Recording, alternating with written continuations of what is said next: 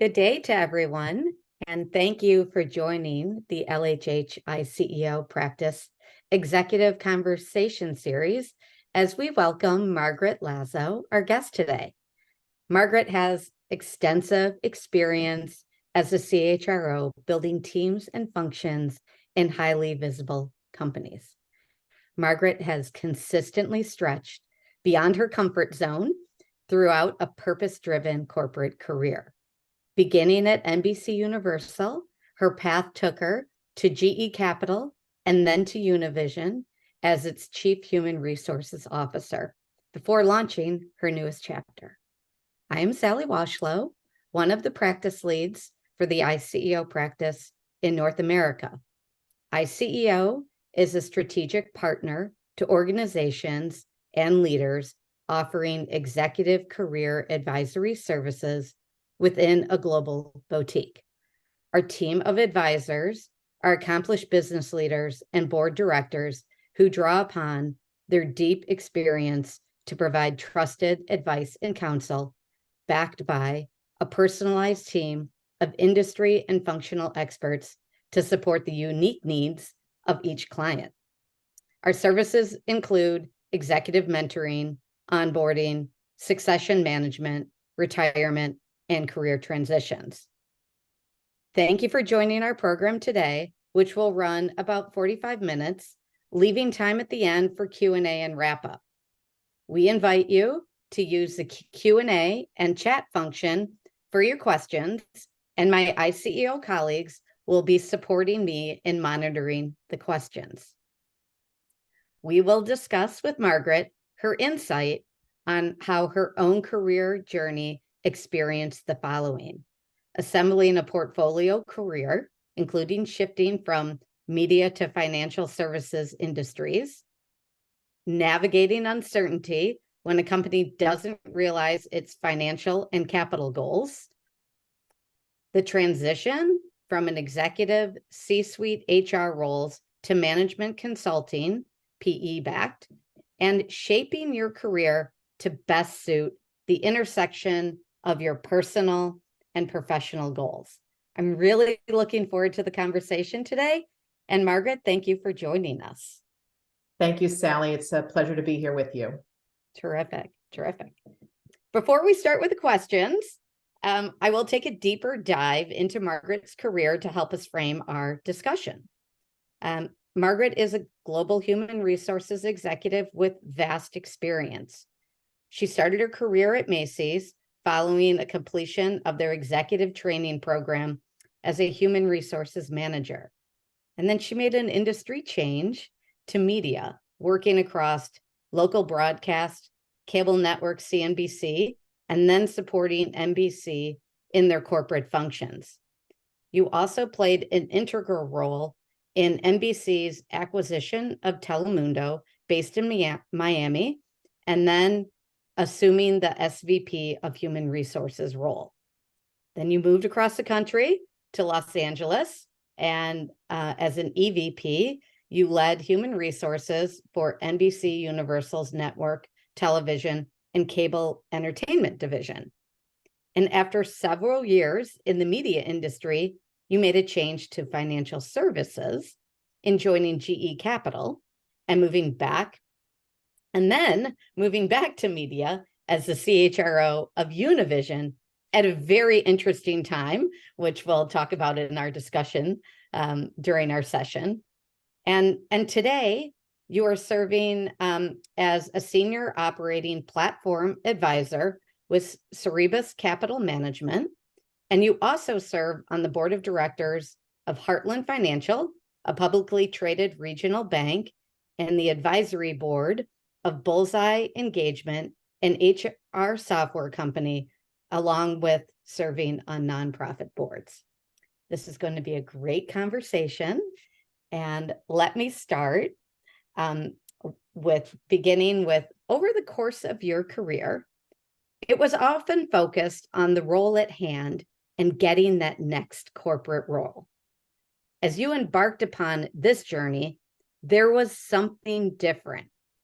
And that what was different was, rather than all the corporate roles that you served in your career, Can you share how the work you do now is different versus your traditional corporate roles? Yeah, well, it's a different trajectory for sure. Being in the environment I was with NBC Universal, which was GE owned, you navigate a landscape that you're familiar with and comfortable with, and you have the opportunity to grow and zig and zag in different positions. As you had shared with everyone, I did move cross country as well. And it was part of a structure.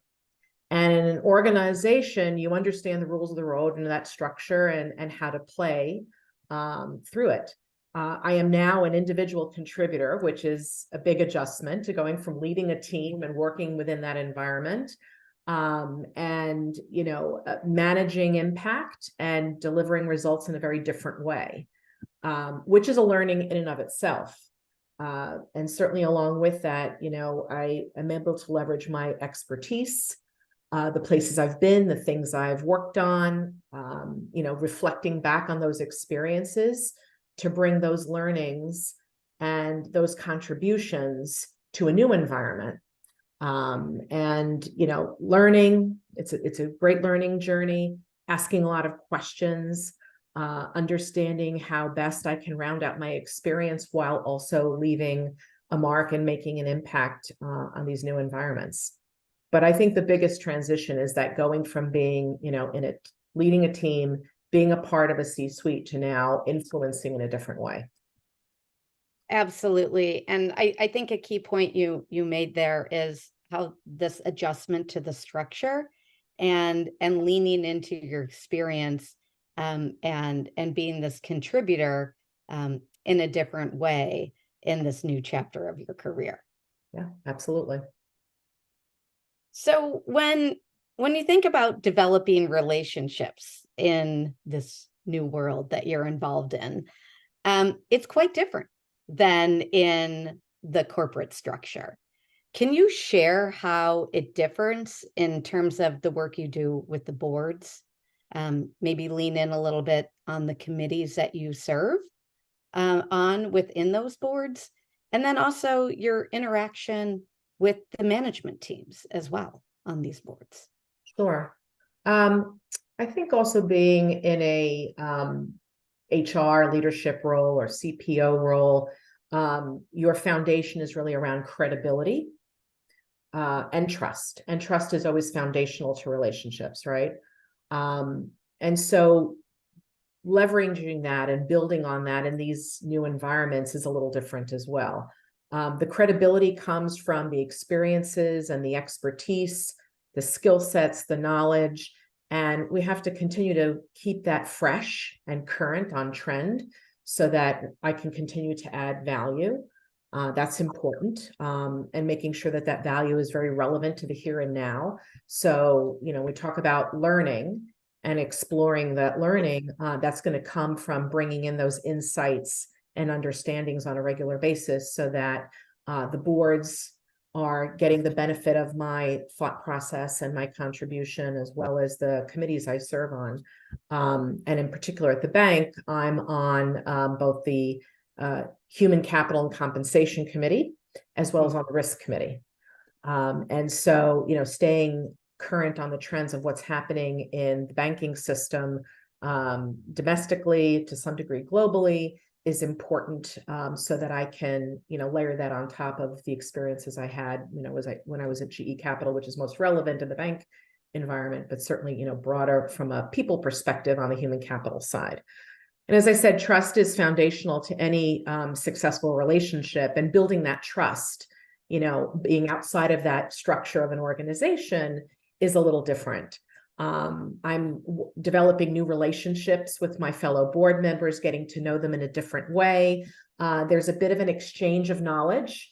What can I share with you that I know and can say I have, expertise in, and what can you bring to me? And that's something that I think you always have to lean on throughout a career. You find mentors and you find colleagues that can help you along the way. I'm developing that now, with my fellow board members, with my fellow colleagues at Cerberus, in the operating platform. And then certainly externally trying to pull in as much knowledge and information and insight as possible that will be helpful in terms of continuing to garner that trust and most importantly to build that credibility to add value. Mhm. I think you hit on some really key points there as well. That experience you bring on the boards, we're not operating the company as board members, but it's that experience, it's staying relevant and the relevance that you bring, and also the ability to look broader. Oftentimes when we're operating a company, our heads down, we're focused on the issues at hand. So being able to build that trust and bring that experience, is an amazing skill to bring to any board, and quite different than the journey of being in there and operating the role. Absolutely. And there's a role of coach and advisor to the management teams. So whether it's the portfolio company that I'm working with at Cerberus and being of support to the CEO, the CHRO, the C-suite talent, and working through a particular project, listening, advising, coaching, giving some, perspective, as well as the management teams on the boards that I serve on, doing the same. It's very often they're presenting or, asking for sign off on something. And I have to go back to say, how can I be of help to you? How can I help you think through this? What can I offer that may be, unique or different? Terrific, terrific. Those are great experiences to bring. And thank you for sharing with our audience today. I think let's take a turn to your role at Univision. We often see that executives need to have flexibility to help their organization with unexpected challenges. And this really came to life while at Univision. When you arrived, there was an expectation of an IPO, which did not happen. I think you'll share a little bit about that. Also, when you arrived, there were changes that happened. There were leadership changes, there were ownership changes, and if that wasn't enough, there was a global pandemic as well.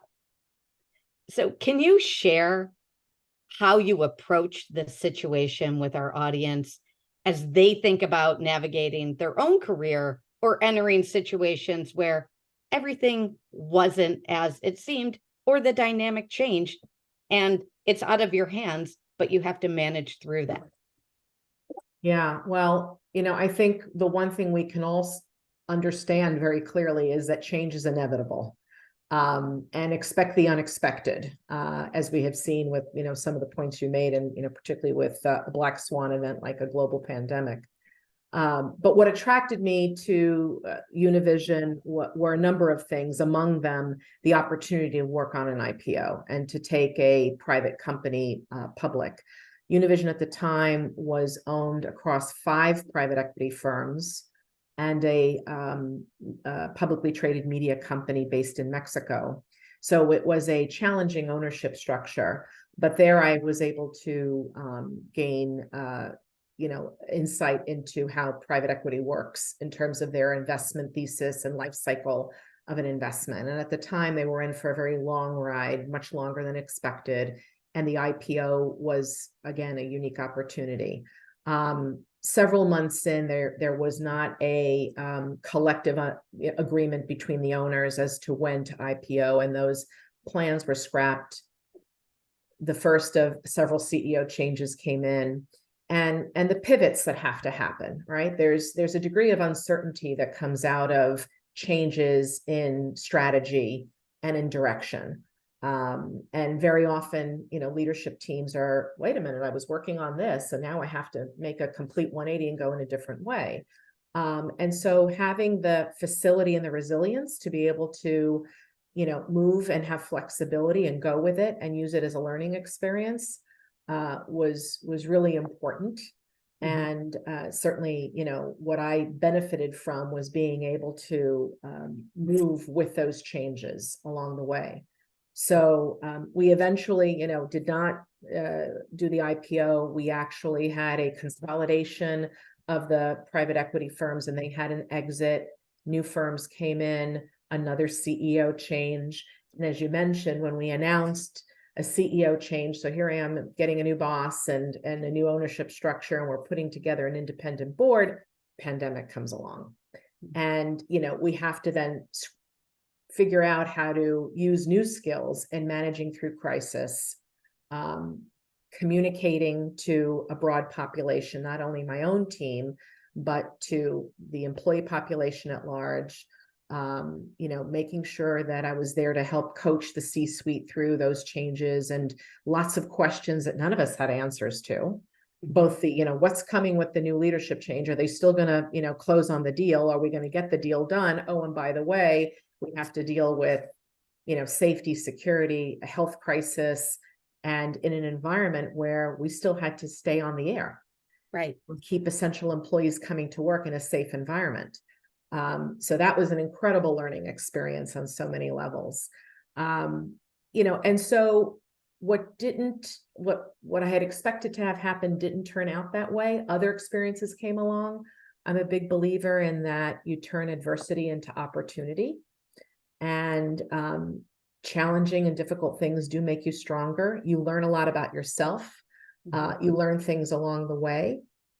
So I wouldn't go back and change any of it. It was a great experience.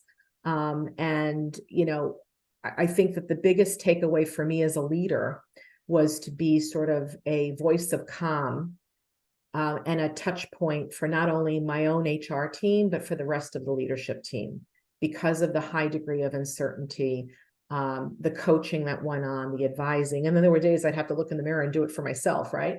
Because we're giving so much to others.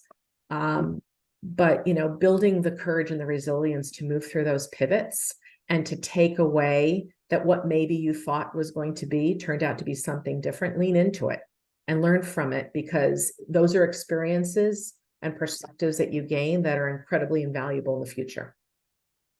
Absolutely. And it was quite I think we'll often hear the term dynamic and fluid situation as you navigated through this, and then getting a new CEO at the time, and board, and owners, as the pandemic has come along.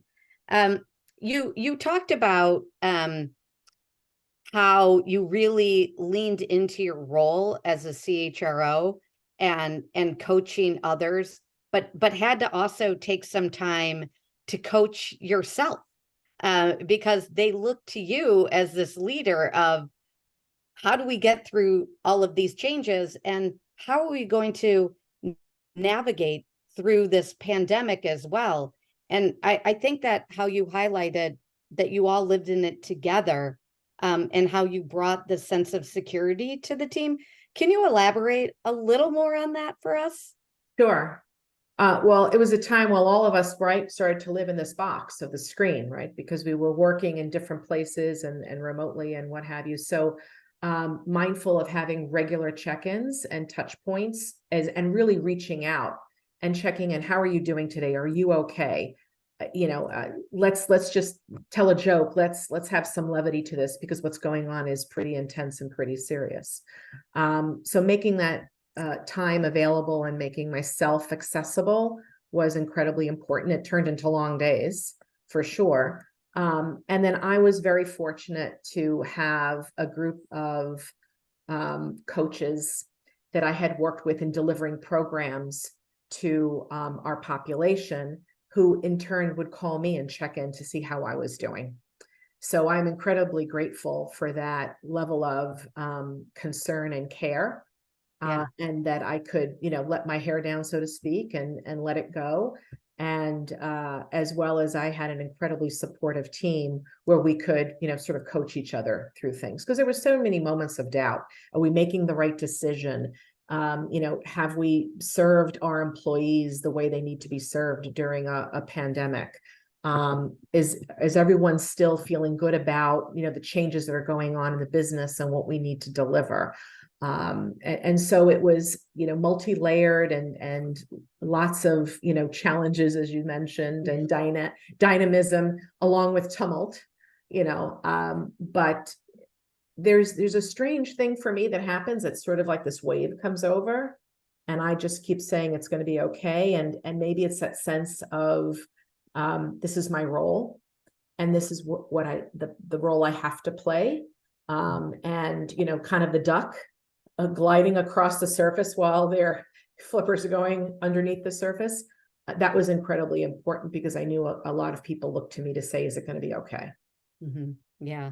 Thank you for sharing that insight. And I think that's important how you all did check-ins with each other. Are we doing the right thing? Nobody could dust off the pandemic playbook as we went through this. So we were all inventing it as each company had their own unique scenarios as well to have to manage through. That's right. That's right. So thank you for sharing the Univision experience. I think we should talk about some of the broader experiences you've had throughout your career and your life, quite frankly, that gave you the courage to try something new. When I hear about the Univision experience, a key theme there is quite frankly courage and what helped you get through some of this. But it was probably born earlier in your life and career and those experiences to help you through that time. Well, as you shared some of my work history, I went from retailing to media to financial services, back to media in a different scenario.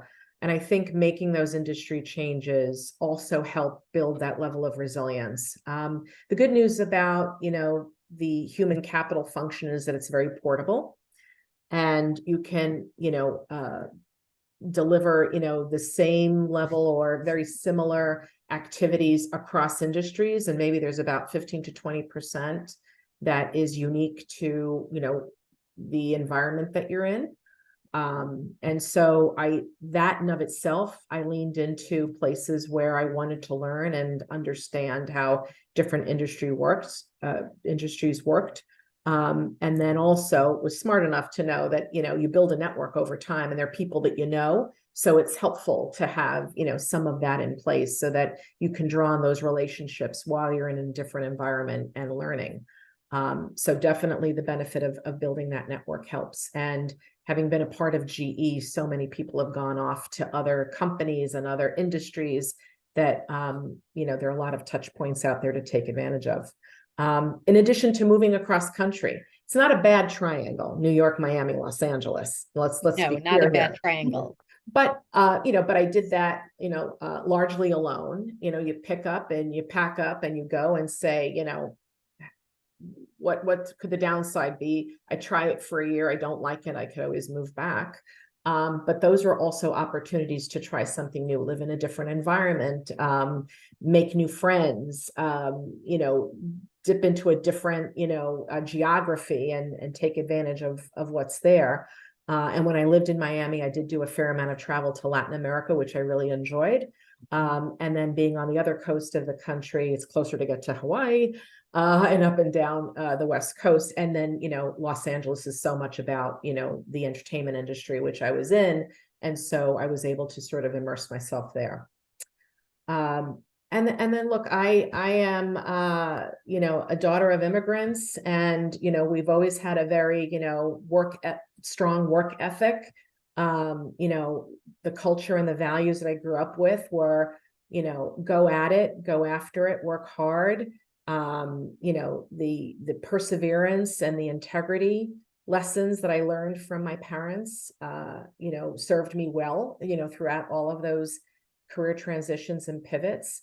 And I'm very fortunate that anything I ever tried, my family always said, we'll miss you if you're not here, but go for it, do what makes you happy. And so that was sort of always, buzzing in my ear and driving me through. And I also became a parent, later in life. I have soon to be 10-year-old twin daughters. So, that was also a step to take that another, element of life that I wanted to fulfill along the way while I was in the middle of all this transition and change. So, I'm used to juggling. Right. Well, I think as well, what you've shared is your moves to various geographies. I love the aspect of the triangle, and not a bad triangle that you formed, but leaning into where you lived and exploring, the cultures, the regional cultures of that, the aspect of Miami, great launching pad to Latin America, California, the West Coast, everything that has to offer, and proximity to Hawaii, and then coming back to the East Coast, and then truly your heritage and your values, growing up, and that resilience, and I would also say perseverance, to get you to where you are today. Yeah, look, all of those experience I draw on, and so it just becomes second nature that, why not try something different? Again, I firmly believe that, it's worth it to test, your boundaries, try something new. I think you stay facile and open to new experiences, and you on a regular basis then can sort of conquer any fear, any intimidation. Of course I had fear, of course I had intimidation, of course I was nervous, but at the end of the day you get through it, and they're wonderful memories, wonderful experiences, and they shape who you are. They've shaped who I am today, and what I can continue to offer in this next stage of my career. Terrific, terrific. Let's talk about some of these things that throughout our career, we often encounter challenges that lead to breakthroughs on where we want to go. Are there other moments in your career to lead you to where you are now? Some of it we talked about, this learning and work and life balance. You shared you have 10-year-old twins right now, so that I can imagine keeps you busy, and we would love to learn a little more about that. Well, I've lived through a lot of change in business, right? Driven by M&A, and I'm sure many of us, are all in similar situations, whether it's acquisition, disposition, mergers. I've lived through all of that, which was both, invigorating as a learning experience and incredibly draining. So trying to find a place to try and create more satisfaction. I won't even say balance, but I think satisfaction with the personal and the professional was really important to me, and a top of mind consideration. And I think for many now, the gift that I had was taking time off. I took a year off. I took all of 22, and I often say it was the year of Margaret, because it was my ability to sort of step away from, work, and focus on family, well-being, health. Had gone through that whole experience with Univision and the pandemic, and you realize, just how exhausting all of that is. And I wanted to be really thoughtful and intentional about what I wanted to do next. And that taking that time off and spending time with my mom, my kids, a little bit of travel, and quite a lot of self-exploration was really important and key. And if ever one has the opportunity to do that, and I know it's not always practical, whatever period of time it is, use that to be a little selfish and to fill the well again, because that's important. And during that time, I was thinking about, what does my intuition tell me I should be doing next? What is it that I'd like to get exposure to? And understanding that there's self-doubt along the way, and, what feels most comfortable, what seems to be more natural. And yet at the same token, what was provocative is what's different, and what can continue to, feed my passion and desire to learn and grow and stretch myself. And so that's really how I used that time as I reflected back on where I had been, what I'd done, and what I may want to do next. And that's where the partnership with all of you at LHH was incredibly important in helping guiding me through answering those questions. Well, we appreciate that, and we're happy to guide you through that. I think one other part to emphasize here is that I love it, the year of Margaret 2022, is that as you were exploring these other options, it wasn't that you didn't look at opportunities and even go on interviews to validate some of your thinking going forward, and maybe share a little bit about this exploration and validation that occurred during this time as well. Yes, Sally, that was important too. Like within 3 months in, I was fortunate to receive some inbound inquiries and calls. And I said, I really want to take the time. I really want to take the time. But, in different cases, they sort of piqued my curiosity, whether it was the business itself, something about the challenge, the leadership, the CEO, and that I wanted to at least explore that. And yes, and to have a little, practice and confidence in terms of telling my story and how I would position it that way. And interestingly enough, in one of those experiences, the feedback came back from some of the C-suite members that I didn't come across as quite sure of what I wanted to do next. So that was validating to say, okay, as I'm telling my story and selling myself and positioning myself, something's coming through that I'm not quite sure that this is the right next step or the right opportunity, or I should be really spending time doing that exploration. So it was a great validation process to go through it. And it's not as if I completely rejected, consideration, but I used those experiences to really double down on what else is out there that I'm not considering. What should I, explore? I knew I wanted to participate in for-profit boards. I had a long history of being in the nonprofit world, and everything from executive committee to governance committees to other committees. And I wanted to have that experience, and was open pretty much to industry and opportunity, privately held, publicly held. And sort of I put that out in the universe, and it came to me, and I'm fortunate to have had that experience. But it was really, those conversations that lead you to a place of understanding. It's like, yep, this is the right thing now. Mm-hmm, mm-hmm. And ironically, this validation came through the famous saying of sometimes feedback's a gift. That it came through of you were thinking this, maybe I want to go on a different path and journey. But in the meantime, you explored other options, and the feedback came through that maybe time to look at other things as well, which led you to where you are today. Yeah. And at first I was a little taken aback. I'm thinking, what did I say? What did I, how did I give that impression? I thought, you know what? You can't hide it. Right. It's clearly, it's authentically coming through, that it's in my thought process, and I'm really grappling with what's the right, next step. Because, you get to a point where at a crossroads after taking a little bit of time off and say, I really want to be thoughtful. And I took this break to separate, away from what I had been doing, to see if in fact there's a different chapter out there waiting for me. Terrific. We do have some questions. I am monitoring chat.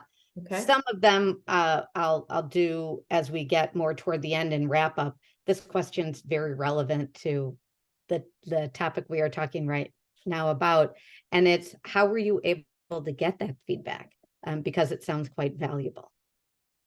Well, so at this level, you typically work with executive search in terms of finding, those opportunities, and your search lead will come back and not only prepare you for the interview and give you insights and materials, but also come back and give you some feedback. So, after I had done a whole round with, pretty much the C-suite, I was able to get, that feedback, and there was balance to it, right? So here are the things that, really came across, and that the leadership team really appreciated, and here's, some mixed feedback. So, so it was a great benefit, and it, certainly aligned for me. Thank you. I'm gonna go to our chat function again, as I think these are relevant before our next question. As you transitioned out of your full-time executive role, what were your thought processes and planning processes for the next phase of your career? What advice, do's and don'ts do you have? Well, I think I touched on some of the points of, I enjoyed a tremendous run in corporate roles, and that's absolutely an opportunity. And as I changed industries, I always leaned into trying to do, what I had strength in a different environment. And as I said, being in HR, it's very portable. But in that break time, I thought, okay, what other industry would I want to tap into that, would be of interest? I also, started to, make those lists of, well, I'm not moving. I'm living in the New York City tri-state area. So I'm not moving. So that, will create some, level of limitation in terms of certain industries. Would I play well in a manufacturing environment if I hadn't been in one? Am I more a consumer oriented business? So those, thoughts went through on the corporate side. And then I have to say I was intrigued, and having worked with private equity when I was at Univision, because previously I was in, publicly held companies.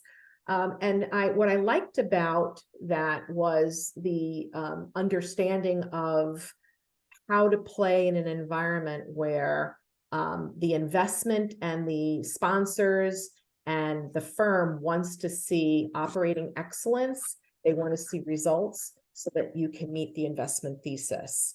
And understanding on how that environment worked was new for me. And so I started thinking about, gee, is there a role for me in a PE firm where I could add that value? I also had worked with a number of consultants, whether it's, BCG, McKinsey, et cetera. For a hot minute, I thought, maybe that's the place to go and bring consulting skills, as many often do. What I did rule out was I'm not one, and many people in my discipline and space have gone out to hang a shingle and provide their services as an LLC, as an independent, whether as in coaching or HR services. I knew that wasn't necessarily my best place to play.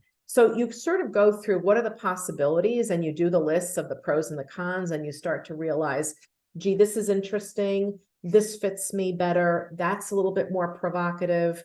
And having a manageable degree of what's out of my safe zone, right? To go after it. And again, you don't like it a year or so in, it's not fatal. You go back and you do something else.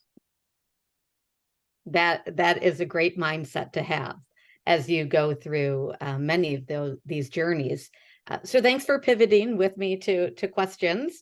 Sure. I would also like to explore with you, now that you've been through this journey and you have had the support of an ICEO team and as a CHRO, how do you think these services could support sitting leaders in companies as executives going through their own journeys? I really think that these services should be a part of your change management toolkit. We're all working on, talent development, succession planning. If you think of, career transition services, there are leaders that at different points in time know that they're developing their protege, they're developing their next in line.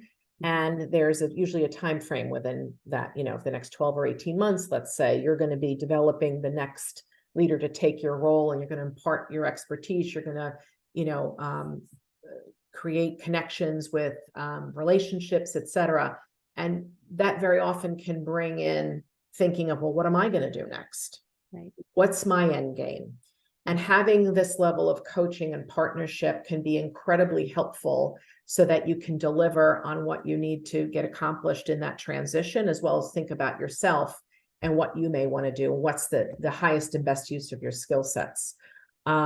I think there's a level of EQ that goes into that as well, and really being emotionally ready for what may come next, whether it's a different role in the organization or if you're really starting to wind down and sunset. to hand the reins off to the next level leadership. It's such a process of discovery and understanding, what you do well in, what you're fearful of, what you'd like to lean into. And that's not an exercise that happens overnight, so you want to give yourself the time to sort of go through that. And I also think it's a big element of your employer branding. We spend a lot of time thinking about how to attract talent, onboard them effectively, and retain talent through. But companies are always in transition and in flux. And inevitably, we may have, outside of the normal, again, succession planning pieces I mentioned, mergers and acquisitions and other, business challenges come along, and we may need to be, reorganizing in the organization. So providing a level of services equal to the caliber of what you do to bring people in and to retain them, as well as being really thoughtful about, we want to give you a soft transition and an easy landing for the next thing. I think those are all the points that certainly resonate with me. And I saw it firsthand. I was at GE Capital, which was a big global business with 50,000 plus employees at its heyday. And then when ultimately in 2015 GE made the decision to divest all those assets, I saw a lot of leaders that had been at GE for a really long time that were just panicked and not sure about what to do next. And these services were incredibly helpful. And then in turn, I offered them to my employees at Univision because I thought it was a really big piece of the puzzle that I just sort of laid out. Well, thank you for sharing your journey with us today. We do have a few minutes, not much, for Q&A. We've taken some along the way. So I will try to pop in a few here before we wrap up. We have great questions, really engaged audience here. One of the questions in chat is, what did you do in your self-exploration to help you to know what you wanted to do next? Yeah, some of what I touched on was, again, I could go the corporate route, and I went on a few of those interviews, and, that piece of feedback really sort of illuminated the fact that I may want to do something different. And also, threading through the balance of, and again, I use that balance, but having more satisfaction with personal and professional, and having, an opportunity to wear different hats. So that's where I started to lean into exploring, where could I be in a place where maybe my environment changes a little bit more frequently. And, being in a private equity firm such as Cerberus, which has a tremendous operating platform, that was really appealing to me. So that, when those investments are made and they throw them over the fence, that I could come in my capacity and having the expertise I had to tackle some projects and some implementations, and be able to make that business better and touch it in some way, again, as a individual contributor, but working as part of a team, always part of a team, and influencing with the team with what my expertise or my experience had been. And that really started to become more and more appealing to me, along with the board service. And that's how I kept it fresh and keeping it fresh and interesting. I'm not quite a year into this whole thing, so I never say never, but I'm really enjoying it. And I feel like I'm really challenging and testing myself on so many levels. Well, thank you for sharing. I'm going to try and get one more in. And since you have changed industries, do you have tips for people that are maybe not C-level yet, but are looking to change industries? Yeah, I think that, get educated, read as much as you can, learn as much as you can about it. So for instance, I largely was in services industries, right? And so that's sort of a sweet spot, and services can get very big and broad when you really start to think about it. And then I've met people along the way that have been heavy into manufacturing. And again, in the human capital function, it really is portable across many industries. And as I mentioned, maybe 15-20% of your time may be a little unique to whether you're in an environment that has a big labor component, or that has a big staffing model that goes along with it. And that may, tailor how you spend your time. But, do some reading, get educated. Certainly there are a lot of search partners out there that can give you a little bit of the lay of the land, and let you know, where your skill sets can play, and really think about skills and capabilities that you have that are highly transferable. The backdrop and the environment that you work in and your industry is one thing, but really think about it at your core. What are you really good at? If you're an FP&A professional, you can deliver FP&A in a lot of different environments, as an example. If there's legal expertise, if there's human capital expertise, if you're in supply chain, it really can transfer in a lot of ways. Don't be, cut off by that. Think of those transferable skills. Terrific. Well, those are great tips to end on, and our audience greatly appreciates your insight today, as well as our ICEO practice. Thank everyone today for joining us, and thank you, Margaret. Your story is fantastic and inspirational. As we wrap up, we do have a short survey for those attending today. If you could give us your input, we greatly value your feedback, and we look forward to seeing everyone again on one of our conversation series in the future. So, Great. Thank have a you. good day. Take care, everyone.